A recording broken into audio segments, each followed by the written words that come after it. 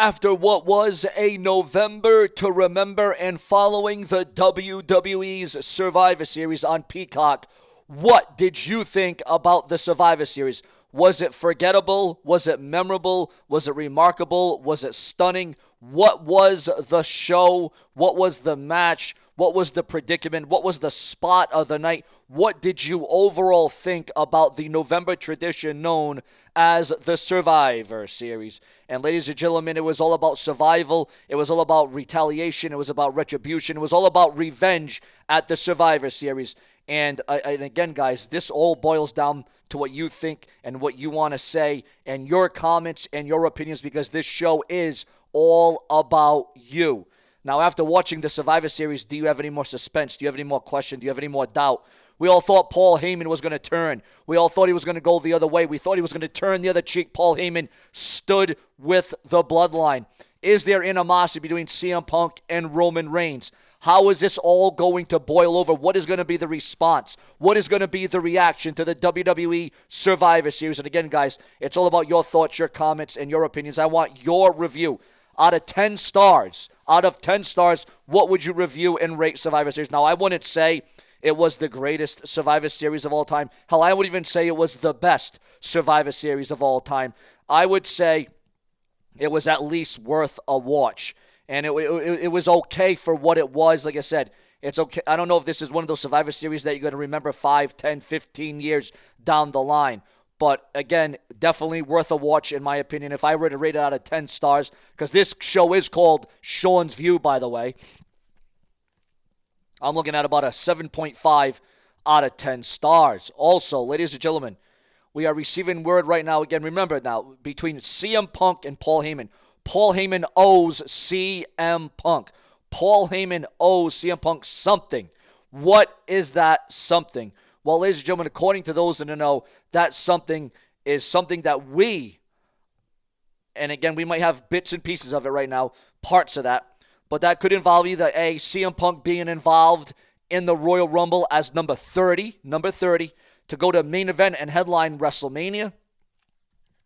That could also entail CM Punk getting an automatic shot at the WWE Championship on a Monday Night Raw or a pay-per-view of his choosing. Could be the Royal Rumble. CM Punk may not even have to enter the Royal Rumble match. He might be fighting for the WWE title at the Royal Rumble himself against Gunther.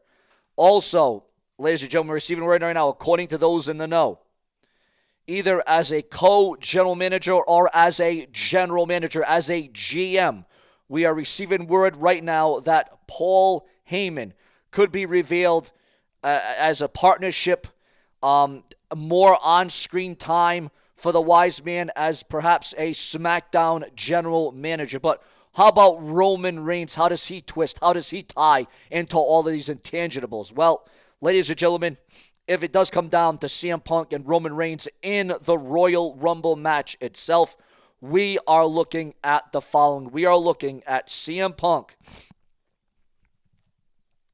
and Roman Reigns to potentially be not only the first two competitors. Again, this is if everything changes. Okay, we talked about CM Punk potentially being number 30. But again, if that doesn't happen and then you get CM Punk and Roman Reigns in the Royal Rumble, CM Punk enters as number 1, Roman Reigns enters as number 2, and these two stars last through 28 other superstars to make it down to Roman Reigns and CM Punk, because there is something brewing. There is something happening between CM Punk and Roman Reigns.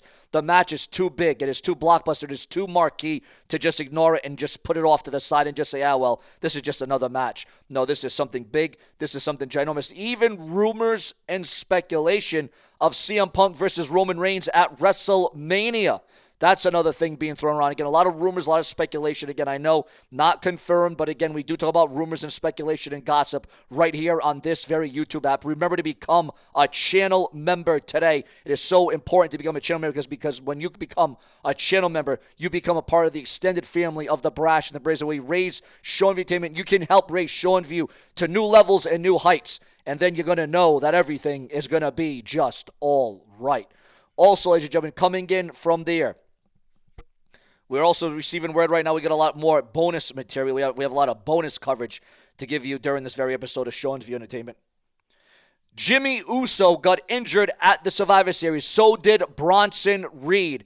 And it also looked like Jacob Fatu got injured, but I guess that was just him, going along with the match. It looked like he injured his ankle or his leg, but Jimmy Uso definitely got injured. So did Bronson Reed. No timetable for the return of Jimmy Uso or Bronson Reed, and of course, I'm not too shocked about that because it was, the Usos that came flying off the cage. Bronson Reed with a tsunami came off the top of a cage through a table. No Roman Reigns. It was all table. It was all mat, and Bronson Reed did not get the better end of that deal.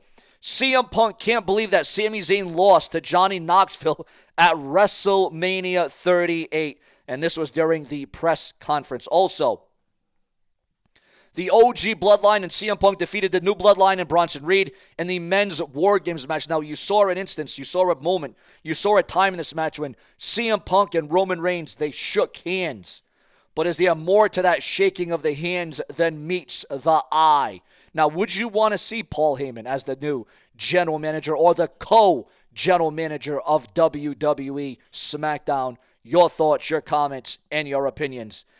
What did you think about Damian Priest getting screwed at the Survivor Series by Finn Balor? Now, again, a lot of rumors and speculation that Finn Balor sooner or later is going to be out of the Judgment Day because he's not following suit. He's not going according to plan. He's not doing what the Judgment Day is supposed to do. So Damian Priest could be finding, Finn Balor could be finding himself out of the Judgment Day. And we might be, and again, there's a lot of rumors and speculation about the Judgment Day splitting all together. Yes, you heard that right. The Judgment Day may cease to exist. Your thoughts, your comments, and your opinions. And what about Braun Breaker retaining the Intercontinental title? When? I'm almost asking myself now. I don't think Sheamus is ever going to win that Intercontinental Championship the way that it is going. And I think the shocker of the night, LA Knight losing the United States title to this new version of Shinsuke Nakamura. LA Knight was not himself. He was thrown off his game. LA Knight just seemed like he was not in the game at all last night at War Games Survivor Series. What are your thoughts on a brand new United States champion? Also, ladies and gentlemen, what did you think about Rhea Ripley's customized mask at last night's Survivor Series War Games in Canada? Team Rhea Ripley defeated Team Liv Morgan in the Women's War Games match. Also, Will Ospreay versus Darby Allin will take place on the December 18th episode of Dynamite. What do you think about that key matchup? What CM Punk's favorite? Now this is huge. Now this is a major development. According to the Wrestling Observer, CM Punk asking for a high-stakes match against the OTC, possibly in the main event of WrestleMania, could be the favor. What CM Punk's favor with Paul Heyman could be. I would think that down the road, put it this way, when Punk came in, he came in for a match with Seth Rollins for WrestleMania. Obviously, it didn't happen, and everyone knows why. That was the plan, and Roman Reigns was absolutely a plan. Way later down the line, of course, those plans change a million times. But I've got to think that there's a good chance that maybe 2026 or maybe late 2025, CM Punk, Roman Reigns, the Bloodline, the OTC, a lot of different variables, a lot of different avenues that this story and that this situation could take on. Make no mistake about it at the end of the day. Now, there was early rumor and speculation that CM Punk was also injured during this match, which also plays into the cards that CM Punk could be named the new general or co-general manager as they are waiting for CM Punk to rest up and heal up as a way to, and even if he's not injured, even if CM Punk is not injured, just a way for CM Punk to be on WWE television without having to wrestle. CM Punk being some sort of an authority figure at the end of the day. Again, viewers, your thoughts, your comments, and your opinions. Also, ladies and gentlemen, as you know, expect the unexpected on Seanzviewent because we do it from the get-go. What do you think about all the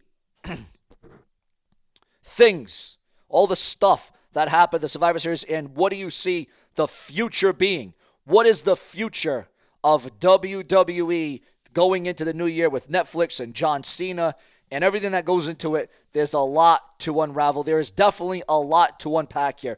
Remember, viewers, fans, and subscribers, if it's not brash, it's never going to last. Remember to become a channel member today. Subscribe, comment, interact, because you know that this is your reigning place for WWE, and this is where we are at.